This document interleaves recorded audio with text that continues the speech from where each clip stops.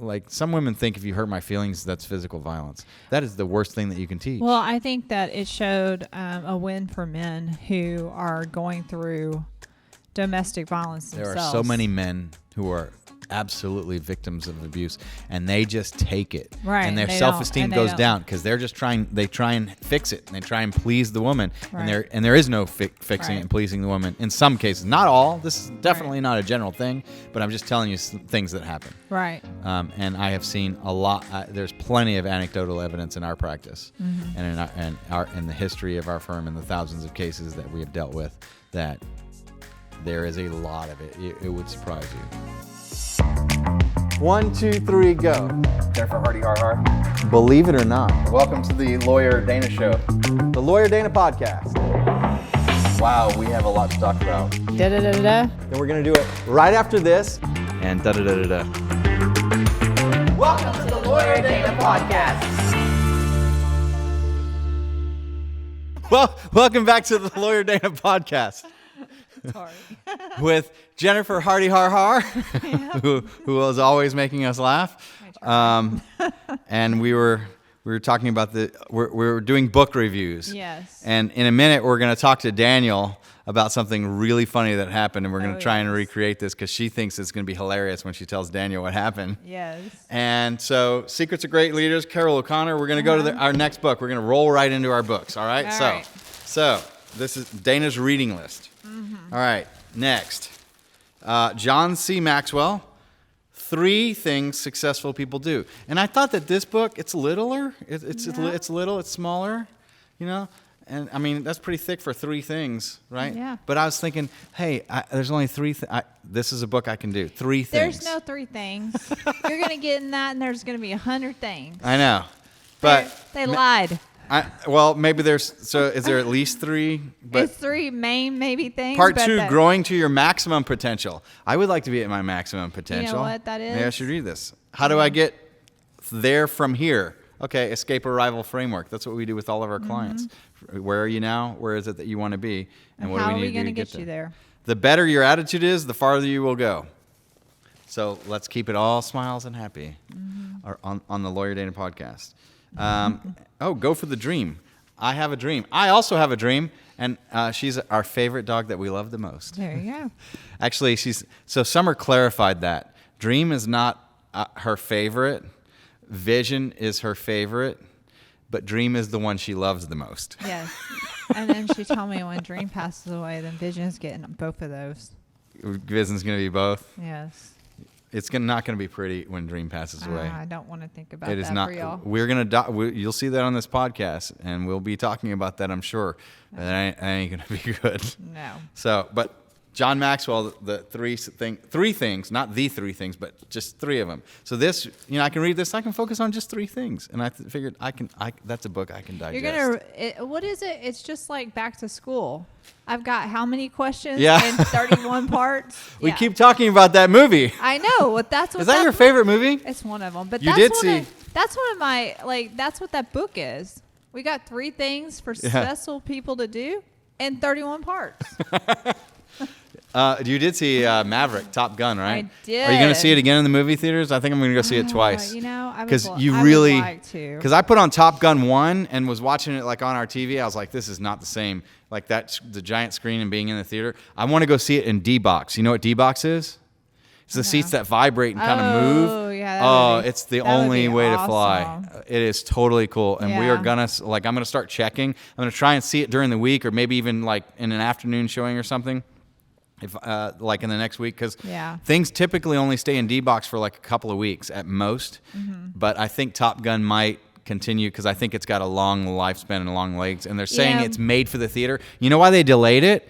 Is because they created that movie. They built that movie to be experienced in a theater, and the theater experience absolutely is worth it for that movie. I mean, it was great. It was great to go to the movies, and now I know after COVID, I'm reminded what movie theaters really are for, and why even you can have surround sound and really nice big screen or whatever at your house, and that's pretty cool. But to go to a theater with other people and a big screen and great sound, even if you have a big screen and great sound at your house, it's great to do I that. remember when the first Top Gun came out, and it like came out where you could like, back in the day, you get a VHS tape and you would tape it through the VHS tape. Right. Okay.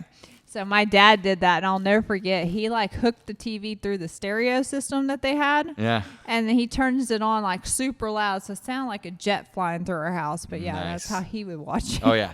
I mean, don't get me wrong. I want to watch it that way too, because it's a movie I think I could watch 2 or 3 times. That movie they did it extremely well. They did it extremely well. That was probably one of the best sequels I've ever seen. And it wasn't too. I like the 80s vibe. It wasn't to too it. much. They didn't. No. It's not too woke to where you can't. The only difference between the first one and the second one, to me, the big difference was the first one had a little more romance to it, where the second one didn't really have that. Do you really want to see that much romance from Tom Cruise and at this age? Well, I mean, there was other younger people in that No, movie. that's true. You could have had a romance going on there. So Jennifer wanted a little bit more closer to porn in Top Gun. Is that what you're getting at? No. Maybe this would be a perfect time for Daniel to call. I will say, in the first one, Kelly McGillis and Yeah. Take My Breath Away. It was awesome. Oh yeah, they didn't have it Take My Breath Away. No, they uh, didn't. No, song. they changed it out for Lady Gaga song. I didn't notice that part. I'll have to catch that on the second it's watch. like towards the end. So next book, Great TED Talks, Innovation. The unofficial guide with words of wisdom from 100 TED speakers. And I flipped through this one. Look around you. You are surrounded by innovation. Why? Focus on today. A new corporate democracy. I don't know. Maybe on that one. But a positive from a negative. That one's okay. Work with your customers, not against them. That one's obvious, I think. The power of introverts. A fear of robots. Think positive. Define the problem. Don't fail. Learn. That's a good one. And I wonder if there's an index. If Simon Sinek is in here anywhere. But Simon Sinek did my favorite TED Talk ever, which is The Power of Why. And it's great. Innovation is a marathon, not a sprint. That's this podcast. We're marathoning this, and we're getting slowly improving each time. Right. So I just figured that would be an interesting thing to read and be hard for me to put down, and I would want to read it. Next, this is our last book, and then I have some other things. The Big Book of Words That Sell. Huh. So I always like reading sales books. Robert W. Bly. A breakthrough in diabetes treatment. Fully updated. Get the fully updated second edition today. Announcing a painless cut in defense spending. Okay. What? I don't know why it was defense spending, but and I looked through these basically a lot of these are also a lot of this is like sales angles for like short marketing hooks. These are exactly what you see more on marketing like hooks. Facebook, the Facebook ads. And this reminds me of Russell Brunson's books. He's got like 4 of them now. Expert Secrets is a really good one. Or what's the web one, the internet one with the website? Anyway, Russell Brunson, founder of ClickFunnels, great. That 4-book series is great. Lots of good examples in there. And next, I got these, and when I first look at these, these are Cliff Notes. Basically Cliff Notes, right? I used to own some of those. And I wind up getting 4 of them. And when I looked at them, I was like, who would pay for an informational sheet? Like, you could Google this, it's free, and you can laminate or whatever. Yeah. But it's actually, I started looking at stuff, and so I'm going to go in the order that I saw them. So social media marketing, and they go into Facebook, YouTube, Instagram, and all of the popular sites. And then I looked at this, and I was like, all right, well, when was this made? And I think it's 2000. So this one's 2021. And actually, it's by a company called Bar Charts. And what Bar Charts were is they did these for law school first. And they were actually decent. Like, they're sort of elementary about that. But I was like, you know what? Actually, for instructing because we have extensive policies and procedures, I'm like, this is a really good short sheet. And what is it, like $7? Yep. Even if I just use these as examples to do one for our firm on each element of how we operate, and get Haley, who's our director of education, to actually put these together for exactly how we do stuff, and even like a client version of these. Make I was trainuals. Make Yep. trainuals with this. These are good materials just to use as examples of some.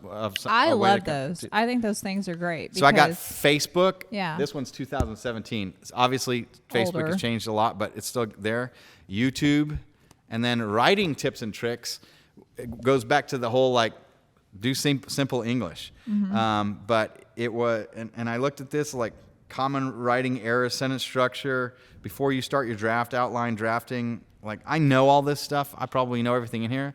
But I was like, it's probably good to have a nice short sheet of this. And again, we could use something like this as a structure for a podcast for paralegals and legal secretaries especially. Yeah. It's also for our law firm, like we're so developed with our policies and procedures and different things, like we really get down to fine level details. And if I could condense down, this is the whole, if I had more time, I'd write less. Right. That's what this is. It's, like three laminated pages, and we can have something like this for all of our paralegals and secretaries on their desk. But it's more importantly, when they first come in and train with us, to know exactly our specifics of how we write and draft, because we do our pleadings differently than most every other law firm out there. And we've had a few judges go, your stuff is really easy to read.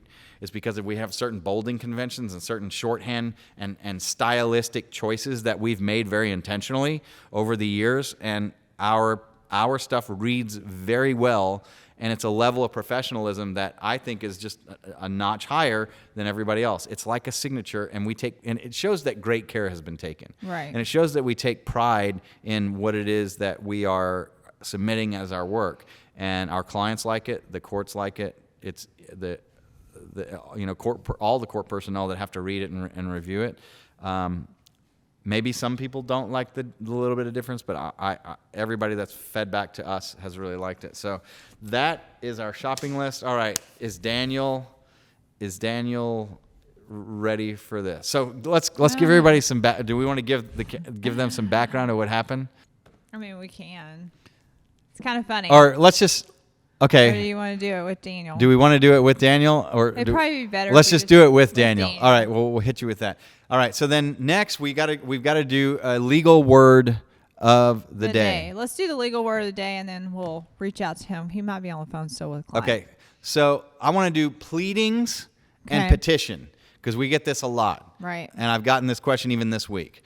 So what a pleading is essentially the root word is plea, and another word that root comes from is the word please, Please. Right.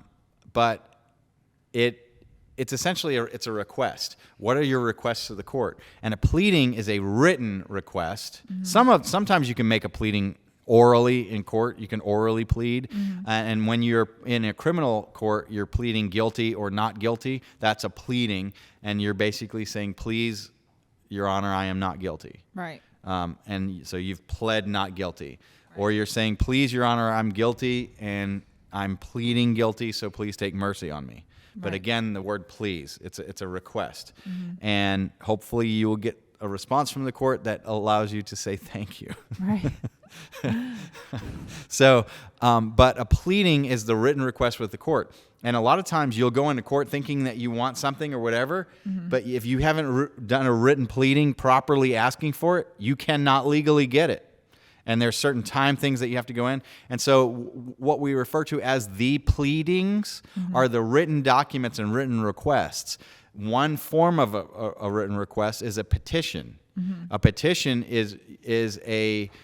that's where you petition to the court. It's a written document, and it is sort of like if you were to circulate a petition that people sign, and those people sign that. Well, a petition in court is usually you as the plaintiff who is going to court to ask for something. And there might be multiple people that sign that. Usually it's you and your lawyer that will sign that, or actually maybe it's a lot of times just your lawyer that will sign it. But other times, if there's like a class action suit, then multiple plaintiffs all join in one petition. And so a petition is the initial request usually to the court that begins a lawsuit. And it is one of the pleadings. We also refer to orders as a pleading. So what an order is when a judge makes a determination, then there will be a written out order that the judge signs, and that order is like a mini law and must be followed, and it has the force of law. Right. And we refer to all those things as a pleadings. And one type of pleading might be a request for somebody to take a psychological evaluation, or it might be a request for child custody evaluation, or it might be a request for temporary orders, or it might be a request for a jury trial. All those different things that are, and those are filed and kept with the court file. That's the district clerk is the person that holds onto the court file, and they file it in their file cabinet. So the district's clerk is the person that holds those records, and that file, the documents that are in there, those are called the pleadings. Okay. So that's what pleadings is. Yep. Pleadings are, and Those are- what a petition is. Yeah. And a little bit about what an order is. So we will see you on the next word of the day. We're on the Lawyer Podcast. Stay tuned because we're not done.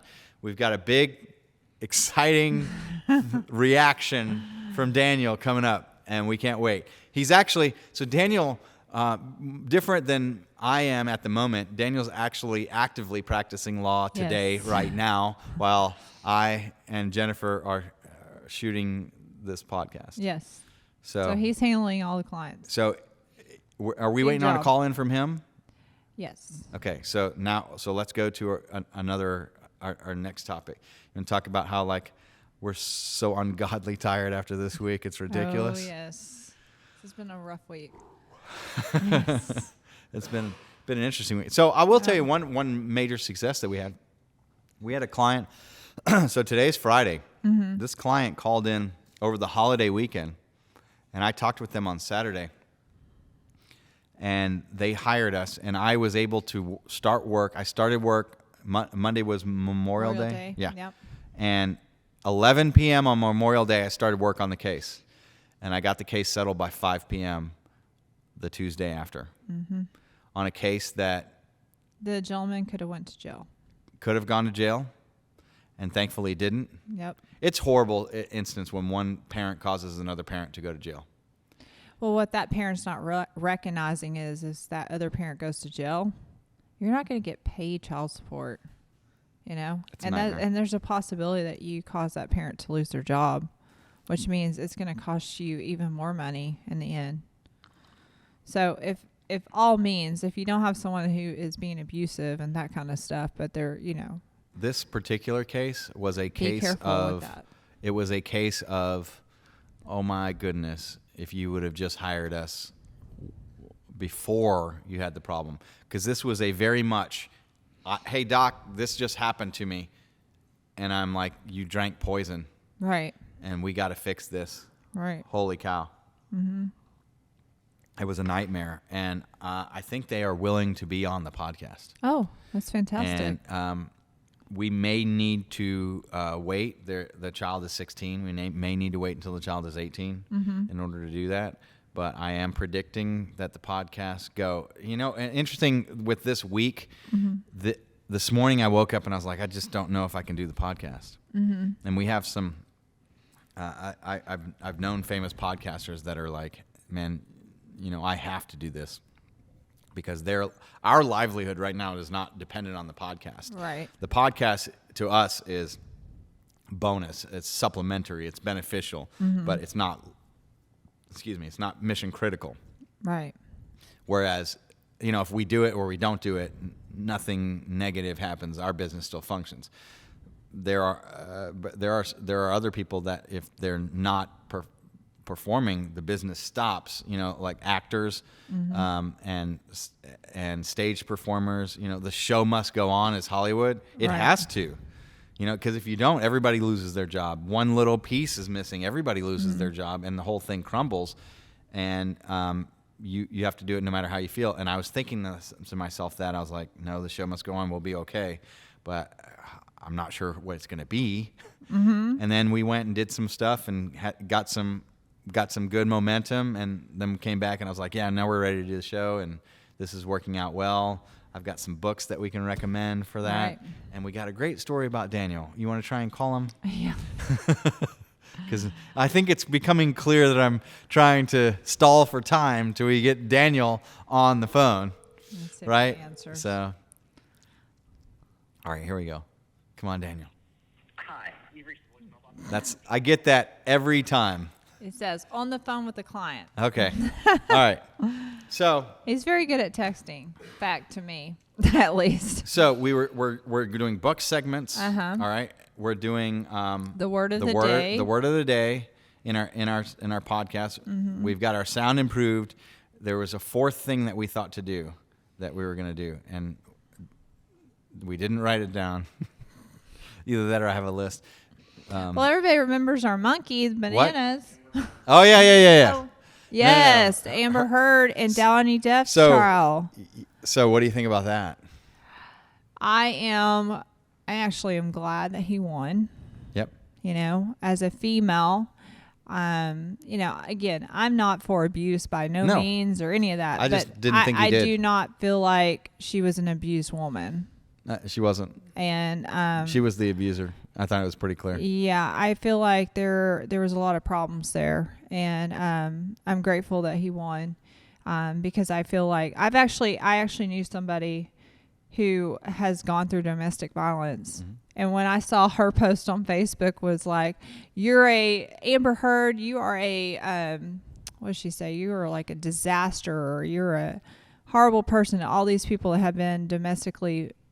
You know, Yes. domestic violence. That is the common sentiment that seems to be out there. Yeah. So, you know, I mean, take responsibility for your actions. Yeah.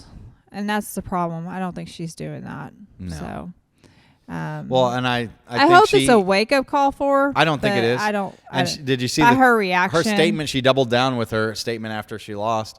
Well, it's a setback for women that are abused, and it's the system. She's just propagating that because she's not going to admit it. Right. It's sad. It really is. It is sad. It is. Did you see that there was more than 4 million signatures to remove her from Aquaman 2? Oh, yes. I'm all for it. There's better actresses out there. Well, she wasn't able to actually drop a tear on the stand when her life depended on it. So. Yeah, that's, you know. Or at least show some, like, warmth and empathy, you know, on the stand. Like, She was I've not watched sincere her. on the stand. No, Not at all. and even she was trying to sell a story. Yes, and even watching her in, you know, while she's sitting there when the verdict was read, there was no emotion and her face never changed. I was like, how the heck? Maybe she is a great actress. Maybe that's where, maybe that's where she was trying to act. I don't know. I'm just, I like that Johnny wasn't even there. yeah. I like I that really she didn't feel get bad. the satisfaction I feel of bad seeing for him, Johnny's though. reaction, because I think that her being separated from Johnny, I think she was an absolute opportunist. I don't want to say that she's a gold digger, but I just did. Yeah. Yeah. No, And I am. I think she also wanted emotional. She's so wrapped up in the fight and wanted to see pain on him, or even see joy and whatever, in order to give him that one last, you know, Jab. maybe and one last jab and one last little knife and one. Like just that last look for him to remember her at that moment, and the fact that he wasn't there. I mean, perfect, sweet, poetic justice. Yeah. That's exactly what I would have advised him to do. Yeah. Exactly. Yeah. And the thing about it, one of the differences between that case and we have similar cases, believe it or not. And one of the big differences, though, is that they don't have kids together. And for Right. not having kids together, you can have a trial like that. So it's a different animal. Yeah. And he needed to clear his name in the public. That was a necessary thing for him. Oh, yeah. It's reprehensible, absolutely reprehensible for a woman to accuse a man of that. Even like some women think if you hurt my feelings, that's physical violence. That is the worst thing that you can teach. Well, I think that it showed a win for men who are going through domestic violence themselves. There are so many men who are absolutely victims of abuse, and they just take it, Right, and their they self-esteem don't- goes they down because they're just they try and fix it, and they try and please the woman, Right. and there is no fixing Right. it and pleasing the woman in some cases. Not all. This is definitely not a general thing, but I'm just telling you things that happen. Right. And I have seen a lot. There's plenty of anecdotal evidence in our practice, and in the history of our firm, and the thousands of cases that we have dealt with, that there is a lot of it. It would surprise you. Yeah, there's, you know, it's an equal issue. It's not. It is an equal issue. Yeah, It's not. it It's not really gender is. biased at all. No, it's not. And unfortunately, our society has just made it more of a female issue versus a male issue. And what we need to recognize is that there are these men out there that are going through this stuff. They go through hell. know? Yeah. And, it needs to be looked at upon, like, at every angle for every person. And men need to feel like they can speak out when they're going through something like this. So I do hope that this, I know the Me Too movement was really it was a very female driven, and don't get me wrong. Well, now you just need an N in the middle. Yeah, I mean, Men too. Yeah, it needs to be it works on both sides. It works on both sides. And as a society, we need to recognize that. I agree. And, be more understanding to it. So, yeah. But yes, I was very happy that Johnny Depp won this. Yep. And I really do hope that, like, people, I hope it clears his name in Hollywood. Yeah, and people. I'm worried that it won't, but I think it was a nice promotional piece for him. Well, I don't even know where he stands anymore with acting. I kind of feel like he's done, like he's retired from it, like he's over it. I don't think so. Yeah. Hollywood's forgiving, you think? I think so. Yeah. I think so. I think the public is at this point. I mean, so the Hollywood, the left, is putting out a lot of entertainment that they're shoving down the right's throat, and the right tolerates it.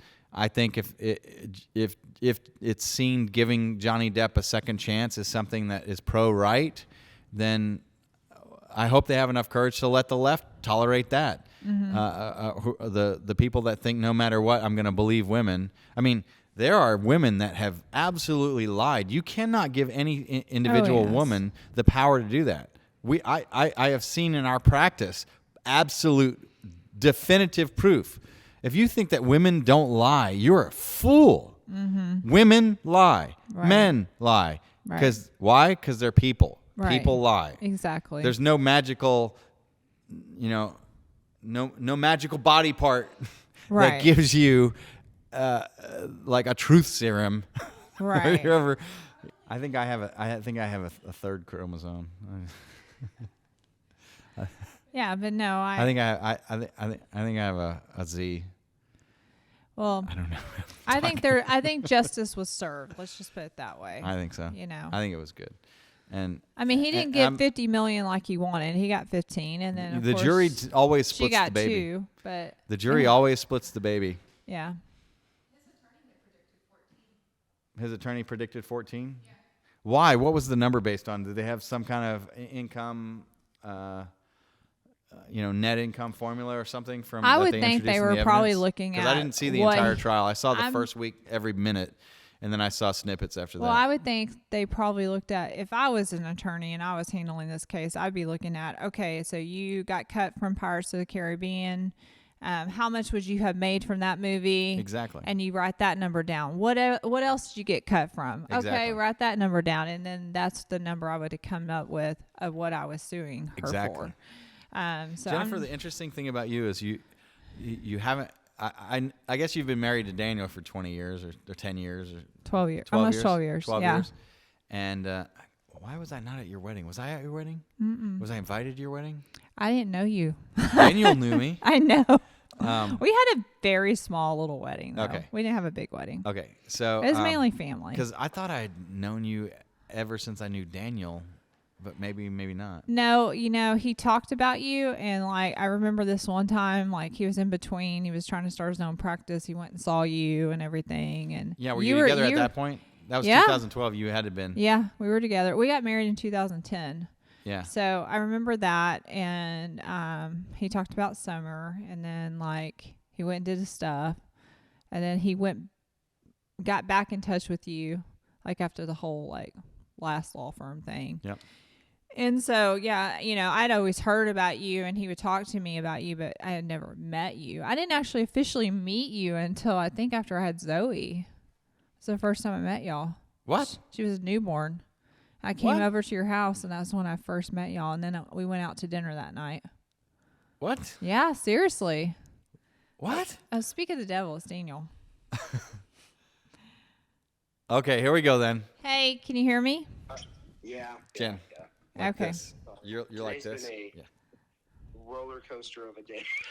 Hey, well, you're on the podcast, so don't say anything confidential to the to the viewers. So we got to tell you what happened. And by we, I mean Jennifer. Okay, so when we went to go get the documents from the FedEx, Okay. Dana was like, hey, why don't we get some food from Fuzzy Tacos? I'm going to go over there and order us something. We can eat it on the car on the way back so we can, like, get lunch and then start the podcast. And I was like, oh, okay, that's great. And so I literally got the documents pretty quick after he left. And so I called him and he's like, yeah, I'm over there. And I was like, did you just walk? He's like, yeah. So I walked over to Fuzzy Tacos. And when I walked in, he was kind of up at the bar area and he was like, oh yeah, this gentleman's been helping me, whatever. And I was like, okay. So I walk up and the guy like shakes my hand, like asks me my name. I walk He over to go leaves. get the car because she made it out of Kinko's. So I'm like, we're going to leave straight from here. So I'm doing any little thing that will speed up our day, get us back quicker, right? Yeah. And so I go to get the car, and I'm waiting on the food, okay? And then I when I get back, I even walk past her. I don't even, I just walk past and go to the restroom so that I can go because I know the food's coming up at any minute. But here's what happened while I was away. Yeah, so while he's away, I'm at the bar with this kid. Like, he's young. He's 18 years old. And he starts asking me, like, what's your name? And I was like, oh, I'm Jennifer. He's like, is that your husband? And I go, no, that's my boss. I said, my husband works with us. And I said, he's like, what do y'all do? I was like, oh, my husband's an attorney, and so is Dana that just walked out. And he's like, so what do you do? I said, well, I'm the administrator. I basically help run the firm. He's like, oh, so you're the big boss. You make all the big money. Like that at me? And I go, no. I don't make a bunch of money. And he's like, oh, whatever. So then he was like, oh, tell me how you run a business. And I'm like, well, you're in the restaurant industry and in the right spot. Just, learn all the ropes and blah, blah, blah.